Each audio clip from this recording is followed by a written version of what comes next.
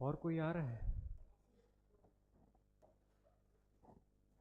कल जो सिलेबस देखे थे समझ आया? आपकी पहली क्लास सिलेबस देखे थोड़ा बहुत?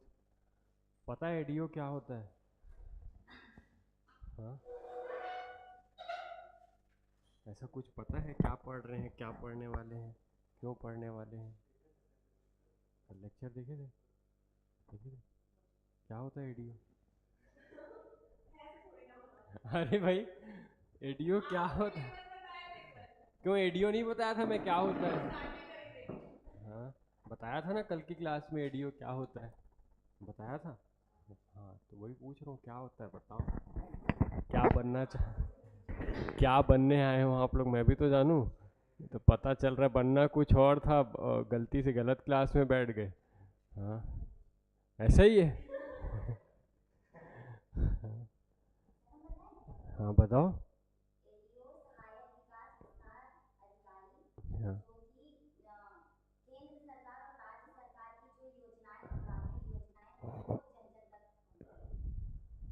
जन जन उसके एग्जीक्यूशन का काम करता है बेसिकली, कि भाई वो सही से एग्जीक्यूट हो, उसकी मॉनिटरिंग सही से हो, ताकि जो लाभार्थी है जिसको पैसा जाना चाहिए वहाँ तक ही पैसा पहुँचे। नहीं तो अभी आप 2015 से पहले जब देखोगे, जब तक पंचायत का डिजिटलीकरण नहीं हुआ था, उस समय से उसके पहले की जितनी भी घटनाएं, वहाँ पर होता क्या था कि पैसा पंचायत के पास जाता था और कोई मॉनिटरिंग बॉडी नहीं थी, और थी भी तो उसको अच्छे से मॉनिटर नहीं कर पा रहे थे अपन। तो ज़्यादातर पैसा, जैसे मान लो कि आपके यहाँ मकान बनने के लिए पैसा आया कि भाई 2 लाख रुपए इसको देना है मकान बनने के लिए, और जो अधिकारी था वो 1 लाख रुपए रख के 1 ही लाख रुपए दिया, बोला ऊपर से तो 1 ही लाख रुपए आया है। ठीक है, तो इन सब चीज़ों की मॉनिटरिंग हो और प्रॉपर बेस पे उस जो अपन डिजिटल कर रहे हैं पंचायतों को, वो डिजिटल सही तरीके से हो पाए, इन सब चीज़ों को एग्जीक्यूट करना और उसको मॉनिटर करना दोनों जरूरी था। तो इसके लिए एडीओ की भर्ती होती, पहले भी था ये पोस्ट, लेकिन पहले वो डिजिटलाइज नहीं था तो ज़्यादा हेर फेर होती थी। अब चीज़ें थोड़ी कम हो गई है तो कमाई भी कम हो गई है एडीओ की। पोस्ट दोनों अलग अलग लेवल पे अलग अलग काम करते हैं। जो पटवारी है वो बेसिकली रेवेन्यू डिपार्टमेंट में काम करता है, तो रेवेन्यू से रिलेटेड ही काम करता है वो। ठीक है, कि ज़मीन कितनी है किसकी, वहाँ से लैंड रेवेन्यू कितना कलेक्ट होता है, कौन सी फसल बोई गई है, उसका कितना उसको धान मिलेगा, कितना उत्पादन होगा, वहाँ सूखा तो नहीं पड़ा है, ये सारी चीज़ों की जानकारी पटवारी रखता है। जबकि जो एडीओ है ये ब्लॉक लेवल पे काम करता है, ना कि तहसील लेवल पे। ठीक है, तहसील जो है वो फर्दर ग्रामों में बटा होता है, राजस्व ग्राम बताया हूँ आपको जब अपन एडमिशन पढ़ रहे थे। तो जब राजस्व ग्राम की बात करेंगे तो वहां पर हमेशा काम आएगा पटवारी। ठीक है, यदि आप लेवल के हिसाब से चेक करोगे तो आपको एडीओ ऊपर दिखेगा। ऊपर क्यों दिखेगा? क्योंकि बहुत सारे गांवों को मिलाकर एक क्या बनाया जाता है, ब्लॉक बनाया जाता है। ठीक है, विकास खंड बनाया जाता है। विकास खंड स्तर पर एडीओ काम करता है। हालांकि विकास पूरा विकास खंड उसके क्षेत्र में नहीं आता। विकास खंड में मान लो 80 गांव है, 84 गांव है, तो उसका एक हिस्सा, एक ग्राम, एक जनपद पंचायत में 3 से 4 एडीओ हो सकते हैं। डिपेंड करता है कि वहाँ कितने गांव हैं, कैसी पॉपुलेशन है, उसके अकॉर्डिंग। ठीक है, तो कहीं ना कहीं यदि आप लेवल वाइज देखोगे तो पटवारी से ऊपर दिखेगा आपको, क्योंकि राजस्व ग्राम तो नीचे ही आएंगे, ऑब्वियस सी बात है। और यदि हम तहसील या ब्लॉक बोल रहे हैं तो वो एक लेवल ऊपर हो गया। तो यदि लेवल पे बात करोगे तो बेशक ऊपर है, लेकिन यदि पैसे पे बात करोगे तो चीज़ें उल्टी हो जाएंगी। ठीक है, बेसिक पेमेंट ऑलमोस्ट सेम है, उसमें ज़्यादा अंतर नहीं है, क्योंकि दोनों ही 4th ग्रेड के ऑफिसर्स हैं। तो उसमें ज़्यादा आपको बेसिक सैलरी में अंतर नहीं दिखेगा। पर कमाई की बात करें तो वो अब एडीओ में कम हो गई है पटवारी की अपेक्षा। पहले जब तक डिजिटल नहीं हुआ था तब तक ऐसा था कि 2 नंबर का पैसा यहाँ पर भी था, और जैसे अभी वहाँ पर, जैसे राजस्व डिपार्टमेंट जो है छत्तीसगढ़ का या कहीं का भी, वो सबसे ज़्यादा बदनाम ही इसलिए है कि पैसे लिए जाते हैं। कि इवन आपको जाति प्रमाण पत्र बनाना है या कोई भी प्रमाण पत्र बनाना है जो पटवारी या तहसीलदार के थ्रू बनने वाला है, तो आपको उसके लिए पैसे खर्च करने पड़ेंगे, और यही उनका सोर्स ऑफ इनकम है, एक्स्ट्रा सोर्स ऑफ इनकम। मतलब जो गवर्नमेंट उनको पैसा दे रही है वो तो दे ही रही है ना, पर जो एक्स्ट्रा सोर्स ऑफ इनकम है उनकी वो यही है। और एडीओ के साथ होता था कि योजनाओं के लिए पैसा आता था, और पहले होता था सारा काम हैंड रिटन, ठीक है, और कोई चेक करने वाला नहीं था, क्योंकि पहले ना जीपीएस सिस्टम था। अभी तो हर एक एक घर की जीपीएस मॉनिटरिंग होती है।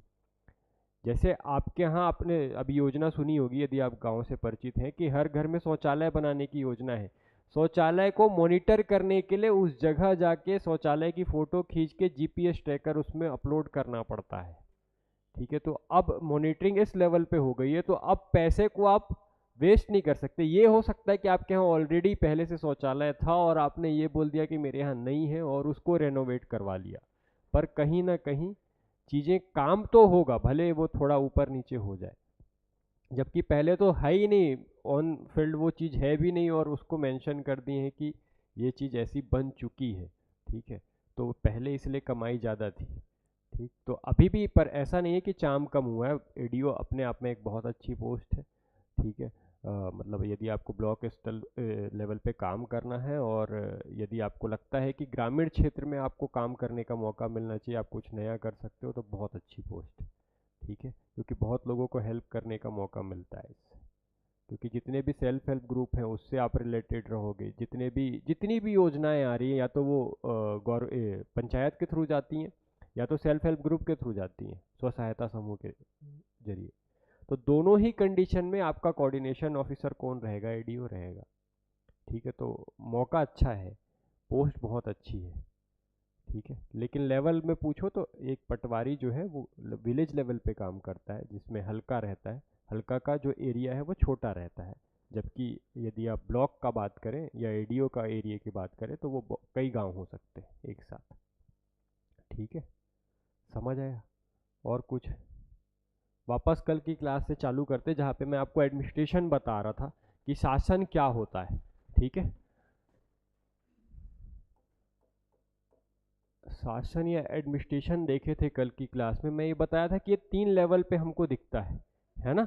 एक देखे थे अपन सेंट्रल लेवल पे, जिसको हम केंद्र कह रहे, केंद्र सरकार, है ना। और केंद्र सरकार के अंदर काम करती है राज्य सरकार।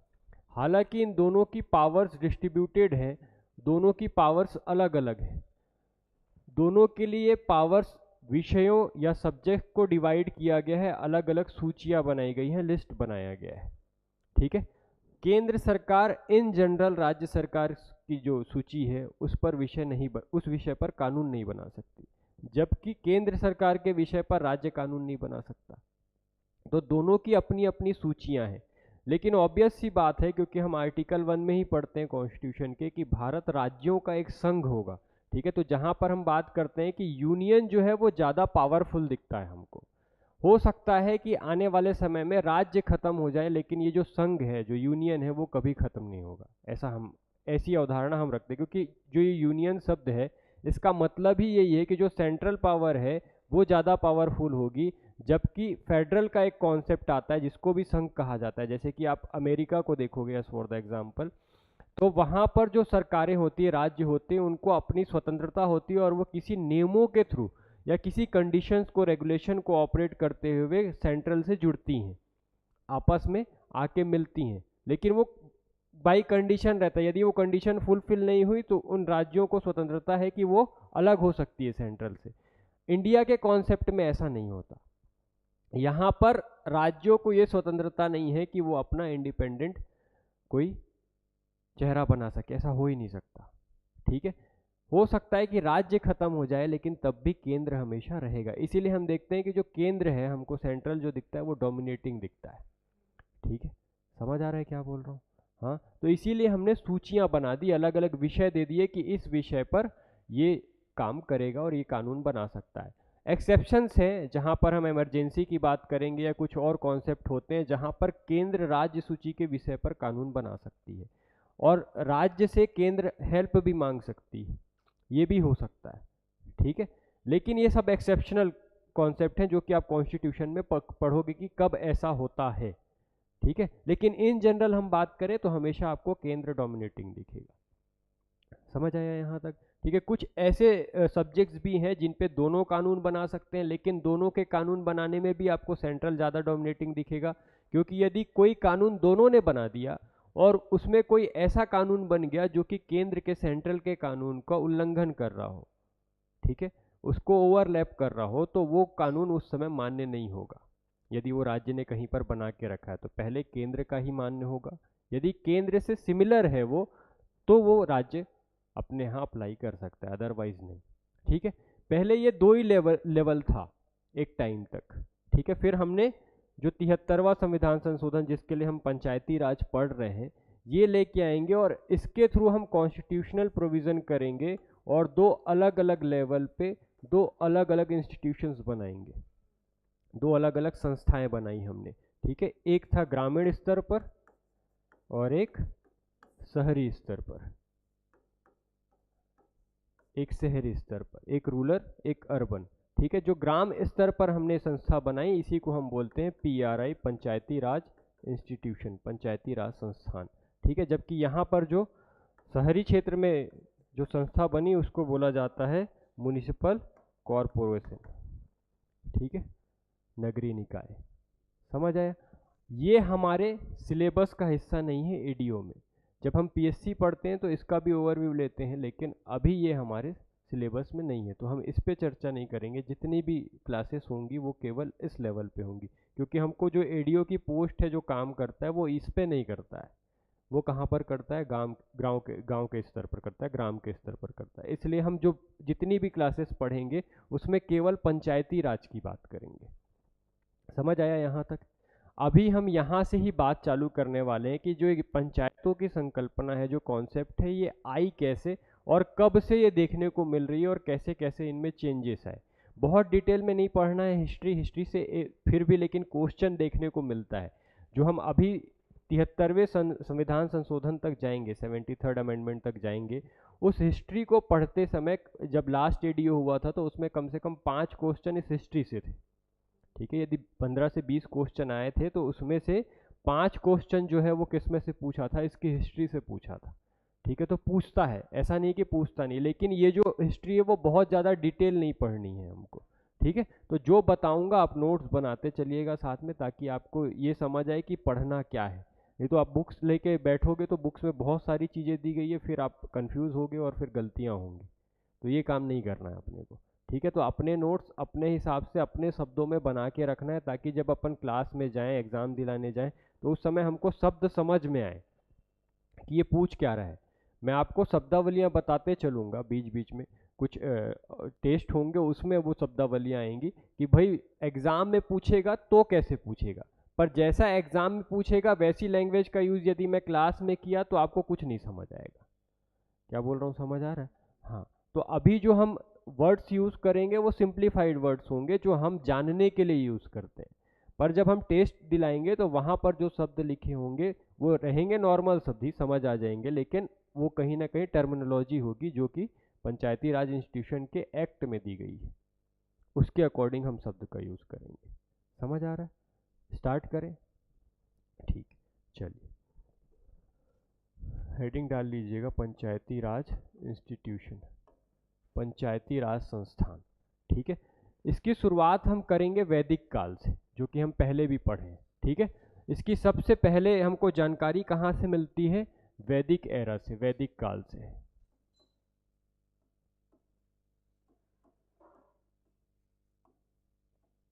ठीक, वैदिक काल में कई जगह पर पंचायतन शब्द का यूज किया गया है। कौन सा वर्ड यूज किया गया है? पंचायतन। ठीक है, पंचायतन याद रहेगा। पंचायतन में ऐसे लोगों को शामिल किया जाता था, या ये वो लोग होते थे जो कि ऐसा माना जाता था कि ये भगवान के प्रतिनिधि हैं। ठीक है, इसीलिए इन्हें क्या कहा गया? पंचायतन कहा गया, क्योंकि इनको क्या माना गया? 5 ऐसे विशेष लोग जो कि प्रतिनिधित्व करते हैं भगवान का, क्योंकि कहीं ना कहीं ये न्याय का काम करते थे। तो न्याय का काम बेसिकली करता कौन है? तो ईश्वर करते हैं, भगवान करते हैं। तो इसलिए ये कहा गया कि ये भगवान के ही क्या हैं? प्रतिनिधि हैं, इसलिए इस वर्ड का यूज किया गया। और ये पंचायतन जो थी 5 लोगों से मिलकर बनती थी, जो 5 सबसे इंटेलेक्चुअल लोग होते थे, सबसे समझदार लोग होते थे, उनको गांव के या सबसे बुजुर्ग लोगों को ये पंचायतन में शामिल किया जाता था। इसकी कुछ संस्थाएं थी वैदिक काल में जो हमको देखने को मिलती है, जैसे आपने नाम सुना होगा सभा, है ना, सभा। सभा के अलावा दूसरा नाम आपने सुना होगा समिति, ठीक है, सभा, समिति, विदत। ये सारी संस्थाएं थी जो कि वैदिक एरा में काम कर रही थी, जो कि एक लंबे समय तक हमको काम करते दिखती हैं, ठीक है। एक लंबे समय तक ये टाइम पीरियड दिखेगा, जब तक हम एक बड़ी पंचायत के रूप में हम अगली जो पंचायत देखते हैं वो चोल काल की देखते हैं। कब की? चोल काल, चोल एरा, है ना।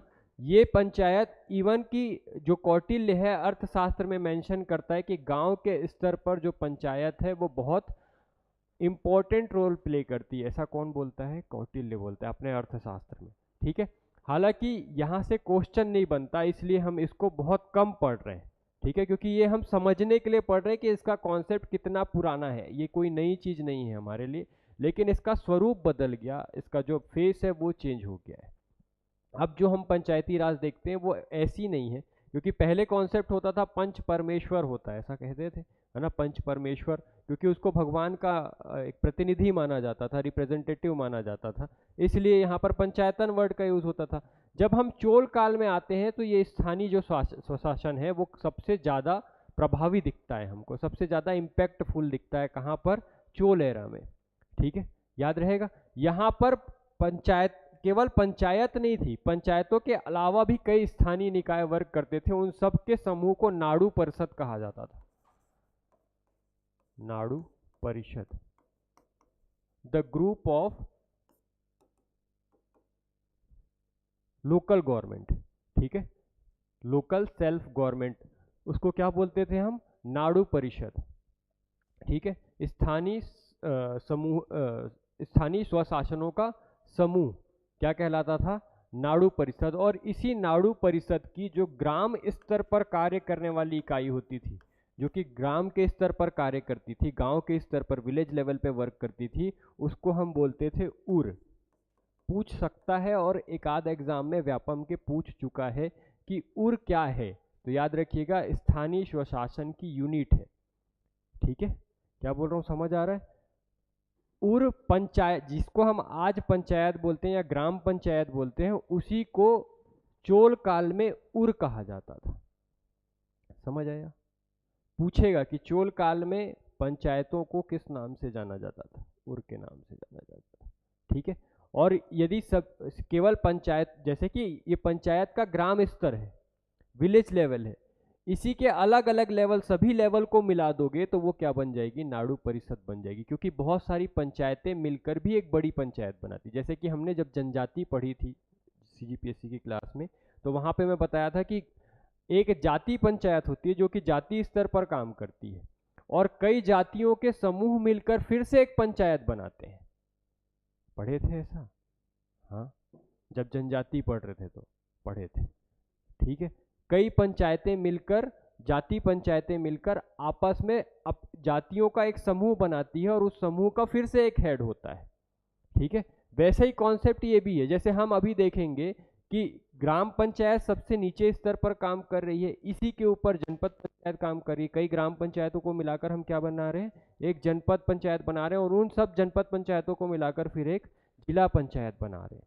इसी प्रकार से कई उर को मिला दोगे तो वो क्या बढ़ेगी? बन जाएगी नाडु परिषद बन जाएगी। यहाँ तक समझ आया? ठीक है। ये कॉन्सेप्ट ऑलमोस्ट 12वीं शताब्दी का अंत हो रहा है, और यहीं से हम देखते हैं कि विदेशी आक्रमण प्रभावी होता है, अरब आक्रमण होता है भारत पर, और अरब आक्रमण के बाद जो है ये पंचायतों का कॉन्सेप्ट जो है वो दबते जाता है, क्योंकि जो स्थानीय लोग हैं इनको इम्पोर्टेंस कम हो जाती है, और जो विदेशी लोग आए रहते हैं, अरब लोग आए रहते हैं, वो राजा को ही सर्वोपरि मानते हैं, और राजा को क्या मानते हैं? सिजदा और पैबोस पढ़े हो? क्या होता है? हाँ।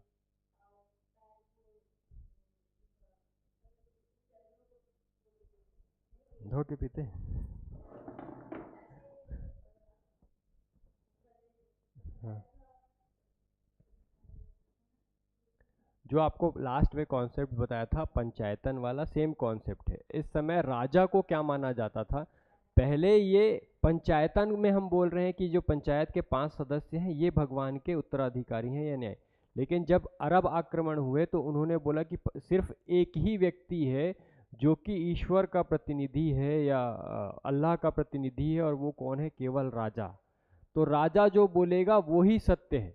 तो सारी पावर किसको ट्रांसफर कर दी गई, राजा को, अरब काल में, अरब आक्रमण के साथ ही। और पूरा दिल्ली सल्तनत से लेकर जब तक मुगल काल आप देखोगे ये पूरा कॉन्सेप्ट चलता ही रहेगा। ठीक है, हालांकि कुछ कुछ जगहों पर जहां पर अभी भी वैदिक संस्कृति थी या सनातन धर्म या हिंदू धर्म फॉलो हो रहा था, उन जगहों पर जैसे मराठा शासन कर रहे हैं इसी समय पर, इसी समय पर राजपूत शासन कर रहे हैं इंडिया पे, तो उन कुछ जगहों पर पंचायतों का कॉन्सेप्ट अभी भी था। इसीलिए हम देखते हैं कि अभी आज तक खाप पंचायत जैसी जो संस्थान है वो राजस्थान और पंजाब के एरिया में अभी भी सक्रिय दिखती हैं। ठीक है, उसका कारण क्या था, क्योंकि ये हमेशा से बनी रही और लंबे समय से बने रहने के कारण उनमें एक ज़्यादा अधिकारपूर्ण क्षेत्र आ गया कि भाई हम जो बोलेंगे वही सब कुछ होगा। ठीक है, फिर वो समय के साथ उसमें इम्पैक्ट भी दिखा कि भाई नारियों को दबाया जाना, तो उनके लिए फिर नियम को और कड़े कर दिए गए। इसलिए खाप पंचायत का बहुत विरोध रहा जब पंचायती राज इंस्टीट्यूशन आई तो। ठीक है, क्योंकि वहां पर तो प्रतिनिधि बाई इलेक्शन आ रहे हैं, और खाप पंचायत में ऐसा नहीं होता था। जो बुजुर्ग लोग होते थे, सबसे ज़्यादा एजेड लोग होते थे, उन्हीं को खाप पंचायत का हिस्सा बनाया जाता था। तो वो ऑलरेडी रूढ़िवादी सोच को फॉलो करते थे। ठीक है ना, उनके दिमाग में एक ही कॉन्सेप्ट कि जो वो समझते आ रहे हैं वही सही है, उसमें कुछ नयापन नहीं है। यहाँ तक समझ आए। ठीक है, हम देखते हैं कि जब दिल्ली सल्तनत चालू होता है, यहाँ से जब तक अंग्रेज अब नहीं आएंगे तब तक का जो पूरा पीरियड दिखता है, यहाँ पर किसी भी बड़ी इंस्टीट्यूशन के बारे में हमको पता नहीं चलता जो कि पंचायत के रूप में काम कर रही हो। ठीक है, आफ्टर चोल्स, बात समझ आई। ठीक है, तो पहली बार इसके बाद कब दिखा, तो सीधे जब अंग्रेज आएंगे तो 1687 में, 1687 में पहली बार मद्रास में नगर पालिकाएं बनाई गई। क्योंकि मद्रास, बंबई और कलकत्ता ये 3 प्रांत बनाए गए थे अंग्रेजों के द्वारा।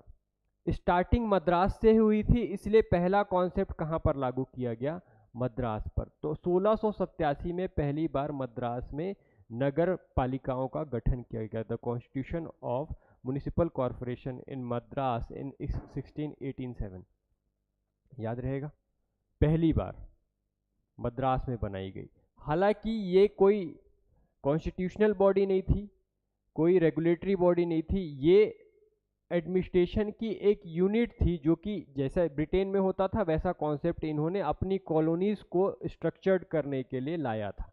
ठीक है, इसलिए इसका इम्पोर्टेंस नहीं है, इसलिए पूछता भी नहीं है, पर हमको याद रखने के लिए हम याद रख सकते हैं कि पहली बार, क्योंकि ये बाद में कहीं ना कहीं जाकर किसकी यूनिट बन जाएगी, सोशल सेल्फ गवर्नमेंट की हेल्प, सेल्फ गवर्नमेंट की एक यूनिट बन जाएगी आगे चल के। इसलिए हम देखते हैं कि ये जो पहली बार नगर पालिका का कॉन्सेप्ट आया वो कब आया, 1687 में।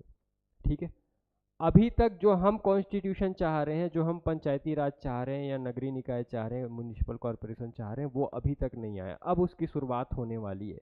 पहली बार इसका कॉन्सेप्ट हमको देखने को मिलता है 1870 में, 1870 में।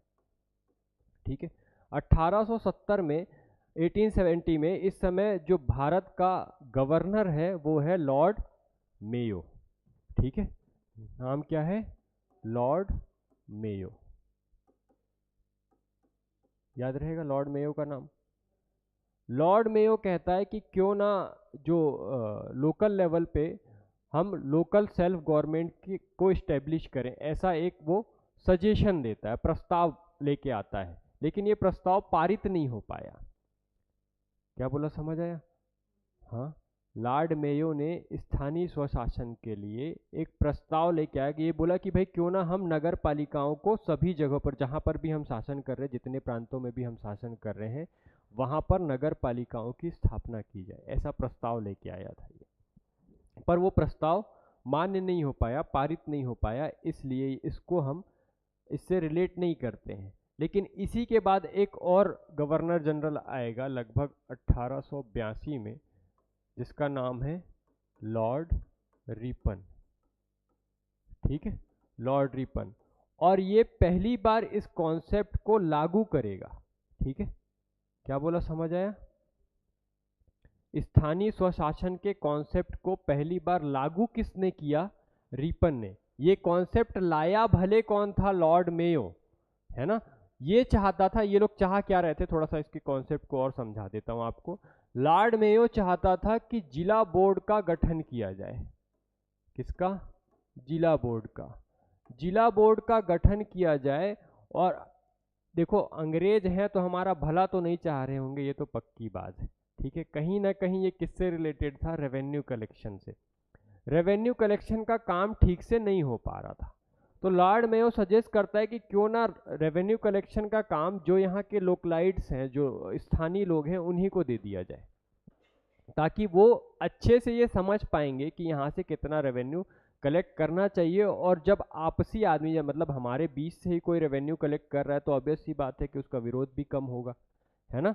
और सीधे अंग्रेजों के ऊपर इम्पैक्ट नहीं आएगा यदि कोई विरोध होता भी है तो इसने ये सजेशन दिया कि क्यों ना जिला बोर्ड का गठन किया जाए और इस जिला बोर्ड में स्थानीय लोगों को भी शामिल किया जाए। ठीक है, जिससे क्या हो जाएगा? रेवेन्यू का कलेक्शन ईजी हो जाएगा। बात समझ आ रही है? इसलिए ये सजेशन दिया था, पर ये इस समय अप्लाई नहीं हो पाया। ठीक, लेकिन वहीं लॉर्ड रिपन इसको अप्लाई करता है और बोलता है कि एक काम करो कि इस जिला बोर्ड में स्थानीय सदस्यों को भी शामिल कर लो, जो कि इलेक्शन के थ्रू आएंगे।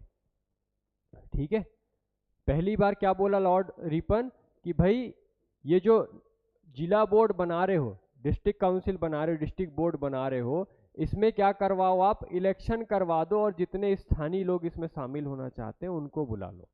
उससे क्या हो जाएगा? दो चीजें होंगी, एक तो हम रेवेन्यू तो कलेक्ट कर ही पाएंगे, साथ में जो उनकी समस्याएं हैं वो भी हम समझ जाएंगे। इससे क्या फायदा होगा? विद्रोह की स्थिति ही नहीं बनेगी। ठीक है, जब आपको पता चल जाए, अगर मेरे को पता चल जाए कि मैं अच्छा नहीं पढ़ा रहा हूँ, हाँ, कोई बता दे कि भाई आप अच्छा नहीं पढ़ाते हो, ये चीज़ समझ नहीं आती, तो चीज़ आसान हो जाएगी ना मेरे लिए कि भाई मैं समय रहते उसको ठीक कर लूँगा। पर सोचो कि मैं पढ़ाए जा रहा हूँ ना, एक लंबा समय बीत गया और किसी को पूरी क्लास ही नहीं समझ आ रही है। धीरे धीरे आप एक क्लास, दो क्लास झेले ले देके कि चलो ठीक है अब तो फीस दे दिया हूँ तो झेल लेता हूँ, क्या करूँ, ऑप्शन नहीं। तीन क्लास झेले, समझ आया कि नहीं ये तो हो ही नहीं पा रहा है, ऐसे तो मैं फेल हो जाऊँगा। फ्रस्ट्रेशन बढ़ा, विद्रोह कर दिए सब मिल के कि ये सर पढ़ाए तो हम लोग क्लास में नहीं आएंगे। तो सीधे क्या होगा? रेजिग्नेशन, कि भाई इसको भगाओ पहले, क्योंकि इसके कारण क्लास बिगड़ रही है, यही होगा। तो ज़्यादा अच्छा कॉन्सेप्ट क्या है कि मैं लोगों से बात करूं और ये जान लूं कि भाई कोई परेशानी तो नहीं आ रही है कहीं पे, है ना। यही काम पहली बार किसने किया? लॉर्ड रिपन ने। इसीलिए लॉर्ड रिपन को फादर ऑफ हाँ, लोकल सेल्फ गवर्नमेंट कहा जाता है, स्थानीय स्वशासन का पिता कहा जाता है। ठीक है, लॉर्ड रिपन स्थानीय स्वशासन का पिता, father of local self government कहा जाता है। ये मोस्ट इंपॉर्टेंट क्वेश्चन है, रिपीटेड वे में कई बार पूछा है, नहीं पता कितने ही बार पूछ लिया रिपन के बारे में। तो याद रखिएगा, मेयो इंपॉर्टेंट नहीं है, मे बी मेयो के बारे में आपसे ना पूछे, हालांकि कॉन्सेप्ट मेयो का था, लेकिन हो सकता है कि इसके बारे में ना पूछ के आपको पूछेगा किसके बारे में? लॉर्ड रिपन के बारे में। तो लॉर्ड रिपन को स्पेशली हमको याद रख के चलना है, याद रहेगा। यहाँ तक कोई कंफ्यूजन अभी तक? कोई ऐसी चीज जो लगा कि नहीं अभी नहीं समझ आई है? यहाँ तक सबको समझ में आया? क्वेश्चन क्या क्या पूछेगा? तो अभी तक जो हम पढ़े उसमें से पहला क्वेश्चन बन सकता है कि जो पंचायतों का पहली बार कॉन्सेप्ट है वो कहाँ पर देखने को मिलता है? तो वैदिक एरा में देखने को मिलता है। ठीक है, दूसरा क्वेश्चन पूछेगा कि चोल काल में जो ये दो क्वेश्चन हो सकते हैं। एक तो यही पूछ सकता है कि भाई सब स्थानीय जो स्वशासन है या फिर स्थानीय स्वशासन जो है वो पहली बार कब देखने को मिला? तो चोल काल में देखने को मिला। पंचायत कब देखने को मिली? तो वैदिक काल में। लेकिन स्थानीय स्वशासन जो हम देख रहे प्रॉपर उसको स्ट्रक्चर्ड वे में कब देखने को मिला हमको? चोल काल में। दूसरा क्वेश्चन होगा कि चोल काल में ग्राम स्तर की इकाई को क्या कहा जाता था? विलेज लेवल की जो यूनिट थी उसको क्या बोला जाता था, तो याद रखेंगे उर कहा जाता था। जबकि ओवरऑल जो गवर्नमेंट थी, स्थानीय गवर्नमेंट थी, उसको क्या कहा जाता था, नाडु परिषद। ठीक है, ये 3 अलग अलग क्वेश्चन पूछे जाएंगे। समझ आ रहा है क्या? में भी पूछा जाए तो पूछा जा सकता है कि पहली बार नगर पालिकाओं की स्थापना कहाँ पर की गई थी, तो मद्रास में की गई थी, 1687 में की गई थी। याद रहेगा यहाँ तक कोई परेशानी? ठीक है, अब पूछेगा यहाँ से सीधे क्वेश्चन लॉर्ड रिपन से कि भाई स्थानीय स्वशासन का जनक किसे कहा जाता है? लॉर्ड रिपन को कहा जाता है, या पिता किसे कहा जाता है? लॉर्ड रिपन को कहा जाता है। याद रहेगा यहाँ तक कोई परेशानी? आगे चलें। अभी ईयर्स पे ही बात होगी थोड़ी देर, जब तक हम हिस्ट्री पढ़ रहे हैं तब तक तो ईयर्स ही देखना पड़ेगा कि भाई कब क्या हुआ, तो थोड़ा बोर मत होना, है ना? ये तो पता चल रहा है सर ईयर कब खत्म होगा, नहीं ऐसे आएगा धीरे से। अभी पंचायत चालू होगी तो मज़ा आने लग जाएगा, थोड़ा सा हिस्ट्री बोरिंग होती है तो ठीक है। देखें आगे। हाँ, 1907 अगली डेट याद रखेंगे। 1907 को क्या हुआ, तो 1907 को एक कमीशन बनाया गया जिसका नाम था royal commission. Royal commission. English medium वाले कितने लोग बैठे हो? लिख पा रहे हो? कोई समस्या तो नहीं आ रही है? जहाँ नहीं समझ आए बताना, ठीक है? ये तो पता चल रहा है कि बोले सर आज तो हिंदी में बोल दिए, मेरे को तो समझ ही नहीं आया। हाँ ठीक है, रॉयल कमीशन 1907 में बनाया गया था, 1907।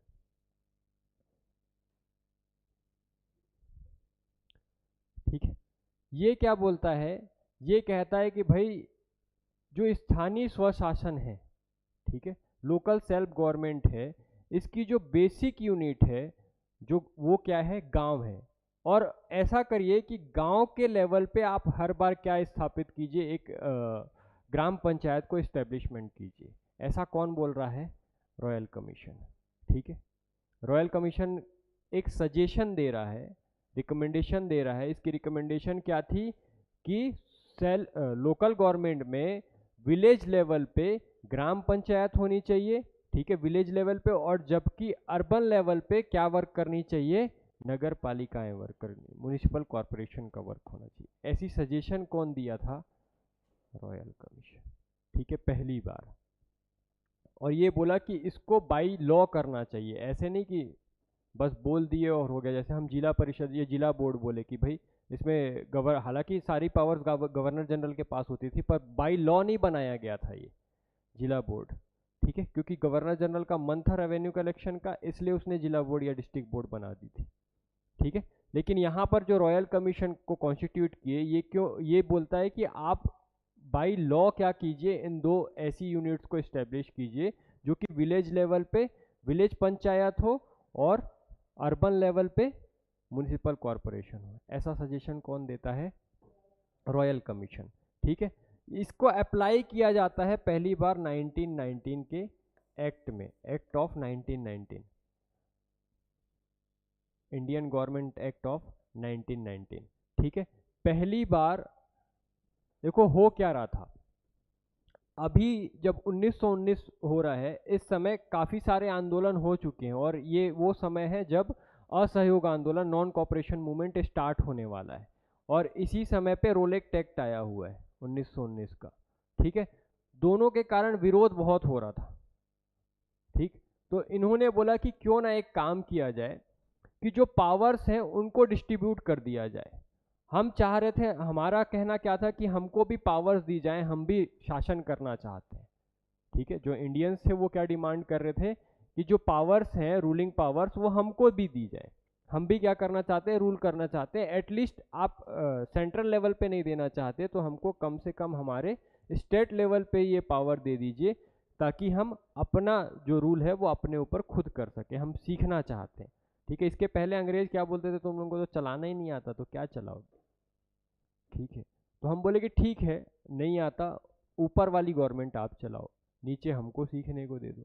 तो पहली बार यहाँ पर आपको 2 अलग अलग सब्जेक्ट मिलेंगे।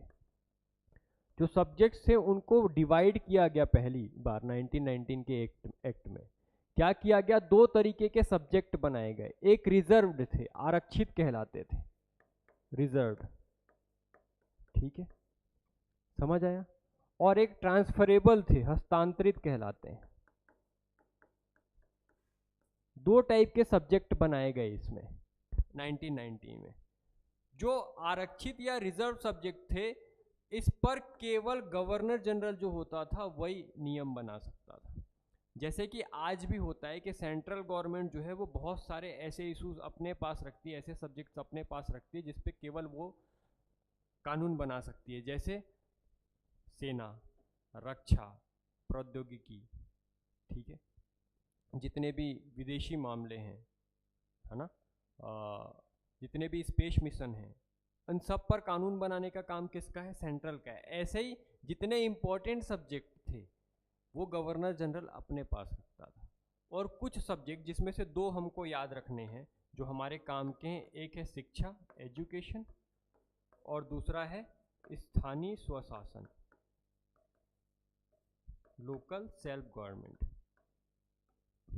ये दो सब्जेक्ट किसको दिए गए?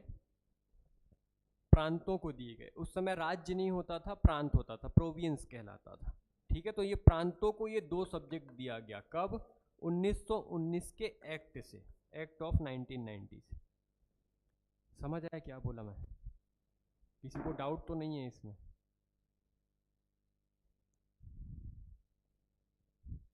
चेहरा देख के तो लगता है कि नहीं समझ आया। हाँ? आ रहा है भाई समझ में?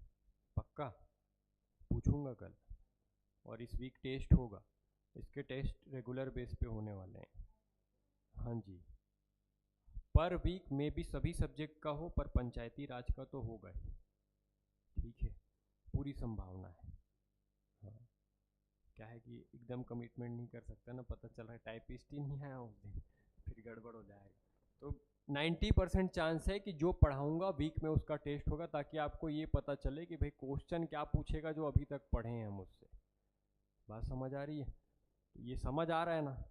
इवन नहीं समझ आए, हेजिटेशन हो तो क्लास के बाद पूछ लेना, पर डाउट लेके घर मत जाना कि भाई ये तो मेरे को समझ ही नहीं आया था, अब सबके सामने कैसे पूछूं, बेइज्जती हो जाएगा, ऐसे मत सोचना, ठीक है। पूछना है ही। समझ आया? अभी क्या होता था, जो ये ट्रांसफरेबल सब्जेक्ट दिए भी गए थे ना लोकल्स को, प्रांतों को या प्रोविंस को, वो कहीं ना कहीं यहाँ से पास होने के बाद किसके पास जाता था? गवर्नर जनरल के पास। और फाइनल अप्रूवल उसको कौन देता था?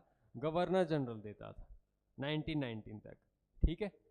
धीरे धीरे ये सिनारियो चेंज होगा और 1935 का एक्ट आएगा, 1935। ये सब आप पढ़ोगे कॉन्स्टिट्यूशन में, ठीक है, ये रिपीटेड वे में फिर से आएगा वहां पर। 1935 का अधिनियम आया, 1935 का एक्ट आया, तो इसमें अब जो सब्जेक्ट्स थे उनको बढ़ा दिया गया, और भी ज्यादा सब्जेक्ट किसको दिए गए?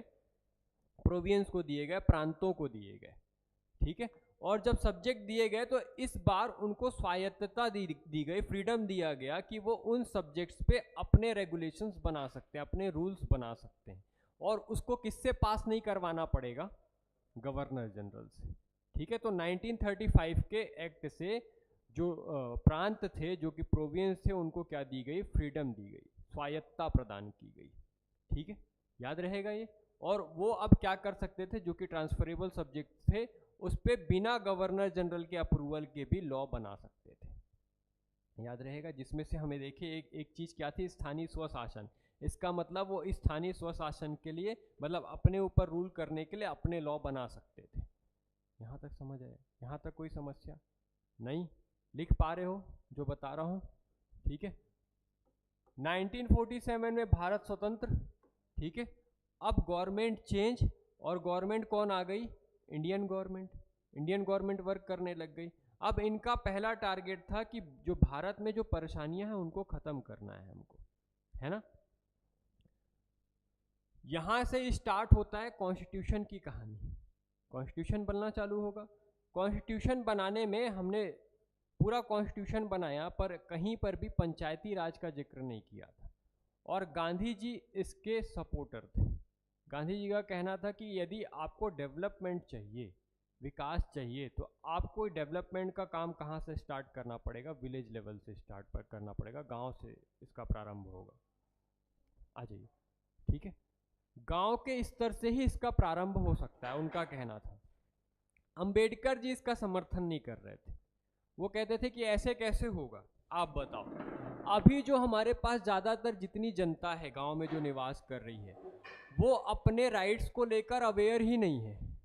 यदि हम उनको राइट्स दे भी देते हैं तो ये राइट्स का मिसयूज कौन करेगा? जो इस समय जमींदार हैं, जिनके पास पावर्स हैं। और जितने भी ग्रामीण लोग हैं, जो भी लोकल्स हैं, वो ज़्यादा बिलीव किसके ऊपर करते हैं? इन जमींदार्स के ऊपर करते हैं। तो ऑब्वियस सी बात है कि वो उनको डोमिनेट करेगा और फिर से जो अंग्रेज काल में विद्रोह होते थे, ठीक है, ब्रिटिशर्स एरा में, वो वापस होने लग जाएंगे। अब इस बार विरोध किसका होगा? इंडियन गवर्नमेंट का होगा और फिर से क्या आ जाएगा? राजतंत्र आ जाएगा। अंबेडकर जी कहते थे कि लोग अवेयर ही नहीं है तो आप उनको पावर्स कैसे ट्रांसफर कर सकते हो? उस पावर का मिसयूज हो जाएगा, और मिसयूज कौन करेगा? जमींदार करेंगे। तो अंबेडकर जी इसके सपोर्ट में थे नहीं, और गांधी जी कह रहे थे कि ये होना ही चाहिए। दोनों में कॉन्फ्लिक्ट हो जाता है कि भाई क्या किया जाए। नेहरू जी मीडियोकर है, वो बोले कि ऐसा मत करो, लड़ाई मत करो, होते रहता है। एक काम करते हैं, इसको कॉन्स्टिट्यूशन में लॉ तो बनाते हैं, ठीक है, लेकिन ये उस स्टेट के ऊपर छोड़ देते हैं कि वो उसको अपने यहाँ अप्लाई करना चाहता है कि नहीं करना चाहता, ठीक है। इसलिए इसको मैंडेटरी नहीं किया गया कहीं पर, नहीं तो इसको कहाँ रखा जाता? या तो भाग 3 में रखा जाता या भाग 5 में रखा जाता, कॉन्स्टिट्यूशन के पार्ट 4 में, पार्ट 3 में, या फिर पार्ट 5 में इसको अप्लाई किया जाता। लेकिन हमने इसको जानबूझकर कहाँ पर रखा? पार्ट 4 में। पार्ट 4 में अभी 9 का समय नहीं आया है, ठीक है। पार्ट 4 में क्या दिया गया है? डीपीएसपीज की बात की गई है। समझते हो क्या होता है? हाँ, राज्य के नीति निर्देशक तत्व, डायरेक्टिव प्रिंसिपल ऑफ स्टेट, ठीक है। होता क्या है, इसकी विशेषता क्या है डीपीएसपी की, इसकी इंपॉर्टेंस क्या है? यहाँ पर जो भी लॉज दिए हैं, जो भी आर्टिकल्स रखे गए हैं, वो डायरेक्टिव प्रिंसिपल्स हैं स्टेट के लिए। स्टेट चाहे तो उनको अप्लाई कर सकता है। कोई भी जो रेगुलेशंस बनती है, स्कीम बनती है, उसमें उसका ध्यान रखना जरूरी होता है, लेकिन वो मैंडेटरी नहीं होता। और मैंडेटरी नहीं होता इसलिए आप उसको कोर्ट में चैलेंज नहीं कर सकते। बात समझ आई क्या बोल रहा हूँ मैं?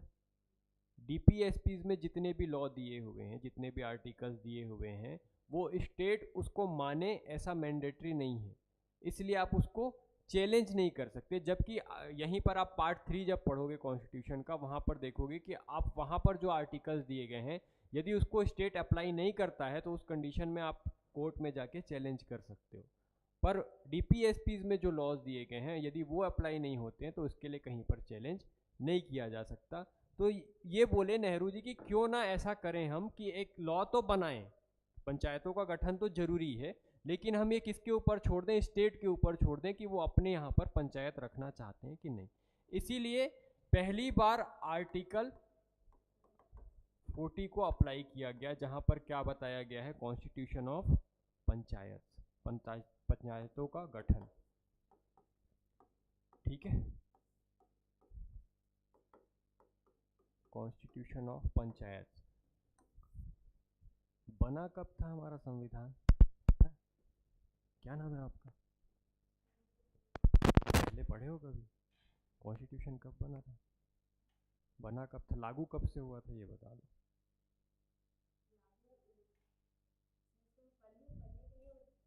ध्यान नहीं आ रहा है? पढ़े हो? कब से लागू हुआ था? वेरी गुड, ठीक है। 26 जनवरी 1950 को हम इसको लागू किए। लागू करने के पहले हमने क्या किया? इसको आर्टिकल 40 में शामिल किया और क्या बताया कि पंचायतों का गठन किया जाना चाहिए। लेकिन कैसी पंचायत होगी, इसका स्ट्रक्चर कैसा होगा, ये बनेगी कैसे, ये सब हमने कॉन्स्टिट्यूशन में नहीं बताया अभी तक। बात समझ आ रही है? तो किसी भी राज्य ने इसको अपने यहाँ पर लागू ही नहीं किया। जब हम कॉन्स्टिट्यूशन में तो हम रख दिए कि भाई होना चाहिए, लेकिन किसी भी स्टेट ने इसको फॉलो नहीं किया। तो हमको कहीं पर भी क्या देखने को नहीं मिलती है? पंचायत। जब कॉन्स्टिट्यूशन लागू हुआ इस समय कहीं पर भी पंचायत देखने को नहीं मिलती है। लेकिन ये तो कर दिए हम, लेकिन नेहरू जी को एक बात समझ में आ गई कि भाई यदि आगे इस कॉन्सेप्ट को बढ़ाना है, पंचायतों को लाना है, तो जो अंबेडकर जी बोल रहे थे उस परेशानी को ख़त्म करना पड़ेगा। अंबेडकर जी क्या बोल रहे थे कि लोग अवेयर नहीं है अपने राइट्स को लेके। जो हम राइट उनको देने की बात कर रहे हैं, जो हम उनको पावर्स देने की बात कर रहे हैं, उस पावर्स का मिसयूज ना हो जाए। इसलिए उन्होंने क्या किया कि योजना आयोग बना उसी समय। नाम सुने हो योजना आयोग का? हाँ, नहीं सुने हो? हाँ, प्लानिंग कमीशन का नाम नहीं सुने हो? सुने हो ना? वही तो योजना आयोग है। तो प्लानिंग कमीशन जो कि प्लानिंग करता था, 5 ईयर प्लान्स चलते थे, ठीक है। इस समय इस कॉन्सेप्ट के थ्रू कि भाई योजना आयोग है, उन्होंने सजेशन दिया कि एक काम करिए कि धीरे धीरे इनको डेवलप करना शुरू कीजिए। पहले यदि लोगों का डेवलपमेंट होगा, वो एजुकेट होंगे, उनको अपने राइट्स के बारे में पता चलेगा, तो वो धीरे से पंचायती राज को हम अप्लाई कर पाएंगे। इसीलिए हमने पहली बार सामुदायिक विकास कार्यक्रमों की शुरुआत की।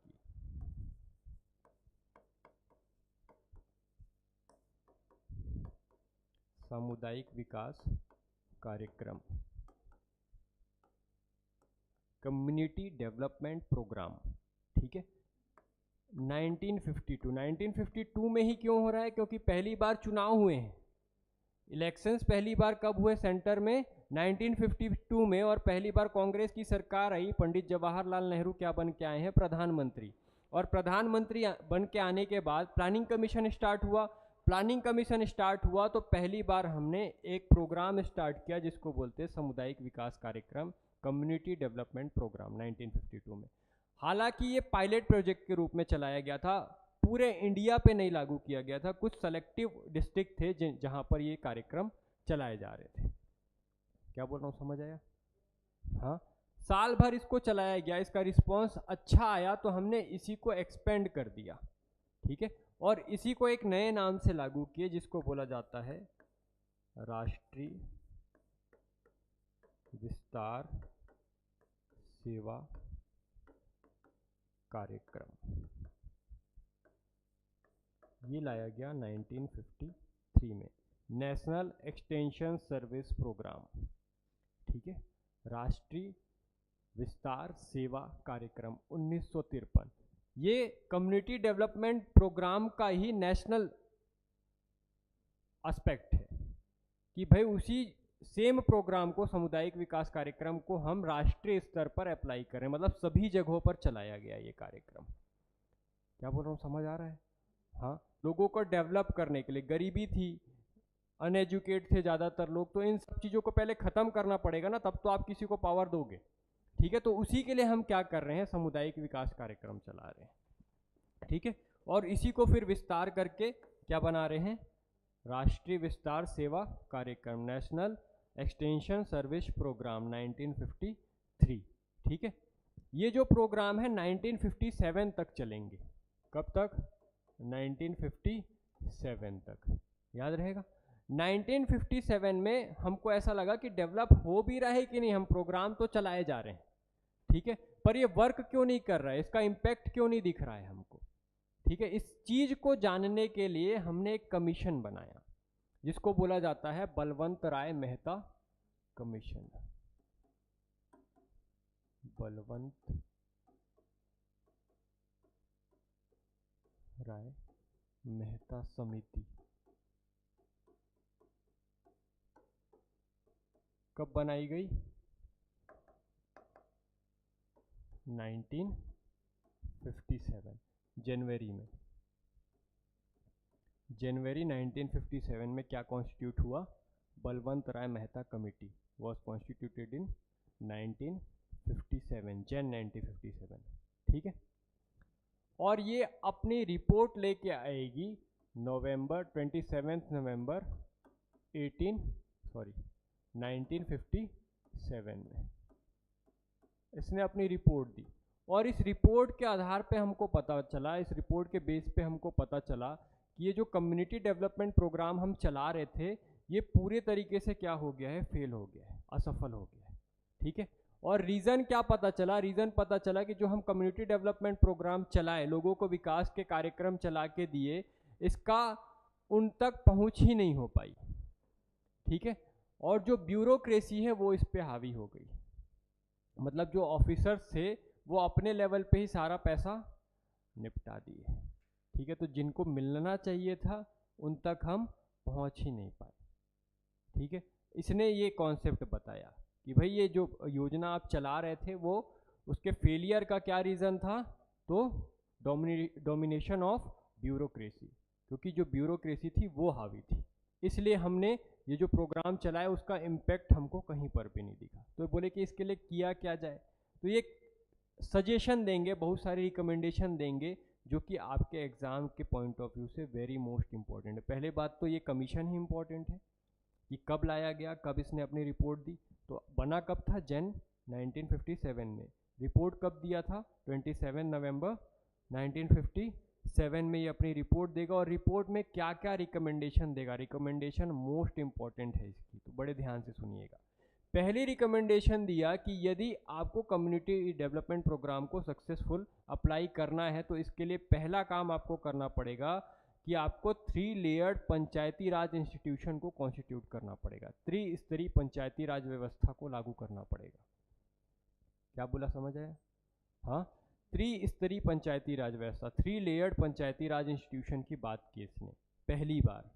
ठीक है, आफ्टर इंडिपेंडेंस। इसीलिए ये जो कमिटी है वो हमारे लिए मोस्ट इंपॉर्टेंट हो जाती है, याद रहेगा। बताऊं क्या क्या, 3 लेयर बताए। आज जो देखते हो वो तीनों लेयर नहीं थे, लेकिन ठीक है, लेकिन जो ये बोला था वो लेयर हमको याद होना चाहिए। वो एग्जाम में पूछता है कि इसने कौन कौन से लेयर बताए थे। ठीक है, तो ये जो जिला स्तर है इसमें भी तीनों स्तर आपको देखने को मिलेंगे। स्तर वही थे लेकिन नाम अलग थे। ठीक है, पहला जिला स्तर होगा, दूसरा जनपद, या आप इसी को ब्लॉक बोलते हो या इसी को हम खंड लिख लेते हैं अभी। ठीक है, पहला स्तर जिला स्तर, दूसरा खंड स्तर और तीसरा ग्राम या विलेज स्तर, डिस्ट्रिक्ट, ब्लॉक और विलेज। ये 3 लेवल पे इन्होंने सरकार की स्थापना करने की बात की गई। जिला स्तर पर कौन काम करेगा, तो इसने बोला कि जिला स्तर पर एक समिति बनाई है जिसको बोला जाएगा जिला परिषद, डिस्ट्रिक्ट काउंसिल। ठीक है, जिला परिषद या डिस्ट्रिक्ट काउंसिल की बात की इसने। आज हम देखते हैं जिला पंचायत, उस समय ये जिला पंचायत बनाने नहीं बोला था, क्या बनाने बोला था, जिला परिषद बनाने बोला था। याद रहेगा, बलवंत राय मेहता कमेटी की पहली रिकमेंडेशन क्या थी कि डिस्ट्रिक्ट लेवल पे क्या होना चाहिए, डिस्ट्रिक्ट काउंसिल वर्क करना चाहिए। ठीक है, जबकि ब्लॉक या खंड लेवल पे पंचायत समिति, पंचायत कमेटी, पंचायत समिति हिंदी में और पंचायत कमेटी इंग्लिश में, पंचायत समिति की स्थापना की जानी चाहिए। Constitution of panchayat committee on block level. ठीक है, सेकंड रिकमेंडेशन। तीसरी रिकमेंडेशन इसने दी कि विलेज लेवल पे क्या होना चाहिए, तो ग्राम पंचायत या विलेज पंचायत। ये 3 लेयर हैं अलग अलग, जिला लेवल, ब्लॉक लेवल और ग्राम लेवल या विलेज लेवल। ठीक है, इन 3 अलग अलग लेवल पे अलग अलग स्थानीय स्वशासन की स्थापना करने की इन्होंने बात की। ठीक है, पर बोला कि अब ये बना के मत छोड़ देना। ठीक है, कि भाई लेयर तो बना दिए पर इनको यदि आप पावर्स ही नहीं दोगे तो ये काम कर पाएंगे क्या, नहीं। तो उन्होंने बोला कि जो भी स्कीम्स आप अप्लाई करोगे, जो भी स्कीम नहीं लेके आओगे, उसको आपको कहाँ से अप्लाई करना है, इस लेवल पे। ठीक है, क्या बोल रहा हूँ, समझ आ रहा है। अभी जो स्कीम है वो स्टेट लेवल पे अप्लाई की जा रही है, लागू की जा रही है, लेकिन ये क्या बोल रहे हैं कि उसको स्टेट लेवल पे मत करो, उसको कहाँ पर करो, डिस्ट्रिक्ट लेवल से स्टार्ट करो, डिस्ट्रिक्ट लेवल, ब्लॉक लेवल और विलेज लेवल पे अप्लाई करो सारी स्कीम्स। ठीक है, तो क्या बोले इन्होंने, योजनाओं को कहाँ पर लागू करना है, जिला, खंड और ग्राम स्तर पर। पहली दूसरी रिकमेंडेशन समझ आई, जितनी भी योजनाएं हैं, स्कीम्स है, उनको कौन से लेवल पे अप्लाई करना है, हमको इन 3 लेवल पे अप्लाई करना है। अब केवल योजना बना के दे दिए, हाँ, और ये लेयर बना के दे दिए तो भी हो जाएगा क्या, तो बोले नहीं होगा, तो और क्या देना पड़ेगा, तो भाई वित्तीय सहायता भी तो देनी पड़ेगी, फाइनेंशियल सपोर्ट भी तो अप्लाई करवाना पड़ेगा। जब पैसा ही नहीं होगा तो स्कीम का क्या करेंगे। तो तीसरी रिकमेंडेशन दिया कि पंचायती राज इंस्टीट्यूशंस को या लोकल गवर्नमेंट्स को क्या दिया जाना चाहिए, फाइनेंशियल सपोर्ट दिया जाना चाहिए, वित्तीय सहायता प्रदान की जानी चाहिए। ये 3 रिकमेंडेशन हमको इसकी याद रखना है। वैसे बहुत सारी रिकमेंडेशन थी लेकिन ये 3 हमारे लिए मोस्ट इंपॉर्टेंट है। पूछेगा क्या, पूछेगा कि पहली बार जो त्रिस्तरीय संरचना, पहले तो इसके नाम से पूछेगा कि जिला स्तर पर बलवंत राय मेहता ने कौन सी समिति गठित की थी। तो याद रखिएगा जिला परिषद कहा जाता था, न कि जिला पंचायत। सबसे ज़्यादा कन्फ्यूज़न होता है ये खंड वाले पे, क्योंकि इसको हम इन जनरल पढ़ते हैं जनपद पंचायत, लेकिन यहाँ पर क्या लिखा हुआ है पंचायत समिति। ये ऐसा लगता है कि विलेज लेवल पे काम करती होगी, तो यहाँ पे गलतियाँ बहुत होती हैं।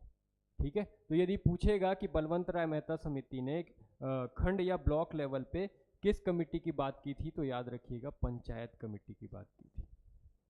ठीक है, ऐसे तीनों लेयर पूछ सकता है। और क्या रिकमेंडेशन दी थी, तो ये पूछेगा कि पहली बार फाइनेंशियल सपोर्ट देने की बात किसने की थी, बलवंत राय मेहता।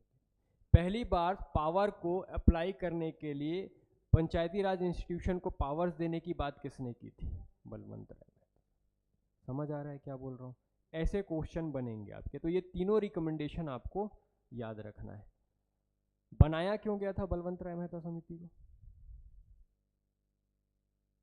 अभी तो बताया 10 मिनट पहले।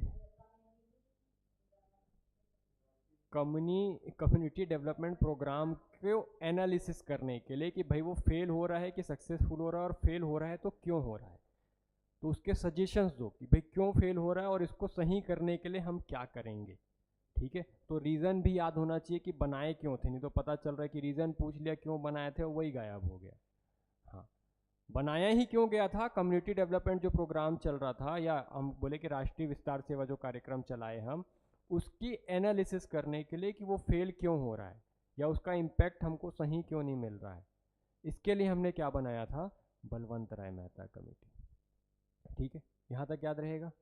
आज की क्लास यहीं पे एंड कर रहे हैं, कल की क्लास में यहीं से हिस्ट्री को वापस चालू करेंगे। ठीक है, अभी और बहुत सारी कमिटीज़ बनेंगी। इसके बाद जो कुछ कमेटियाँ आई उनके केवल नाम देखने और सब्जेक्ट देखने कि वो कमेटी किस सब्जेक्ट पे बनी थी। ठीक है, इसके बाद सीधे हम 1957 के बाद 77 वाली जो कमेटी देखेंगे, जो कि इन्हीं के सन की रहेगी, इन्हीं के पुत्र की रहेगी, जिनका नाम है अशोक मेहता कमेटी। ठीक है, वो 2 लेयर्ड पंचायती राज सिस्टम की बात करेंगे, तो हम वहाँ पर अगला देखेंगे डिटेल में। इसके पहले कम से कम 6 से 7 और आपको कमिटीज़ देखने को मिलेगी, जो कि केवल उनके हमको नाम याद रखने हैं, कब बनी थी ये याद रखना है, और वो किस सब्जेक्ट पे बनाई गई थी वो, क्योंकि अब हम पंचायती राज को इस्टेब्लिश करने की बात कर दिए हैं, है ना। तो पहली बार 2 अक्टूबर 1959 को पहली बार ये कहाँ से स्टार्ट होगा, नागौर राजस्थान। ठीक है, पहली बार इसको अप्लाई कहाँ पर किया गया था, नागौर राजस्थान से पंचायती राज इंस्टीट्यूशन को अप्लाई किया गया, रेगुलेट किया गया। पहली बार यहीं पर उद्घाटन करने जाएंगे पंडित जवाहरलाल नेहरू, पहली पंचायत बनेगी। ठीक है, 2 अक्टूबर को, जबकि 11 अक्टूबर 1959, ठीक है, पहली बार इसके लिए आंध्र प्रदेश में इलेक्शन करवाए गए थे। ठीक है, आंध्र प्रदेश में पहली बार पंचायती राज इंस्टीट्यूशन के लिए इलेक्शन कब हुआ था, 11 अक्टूबर 1959।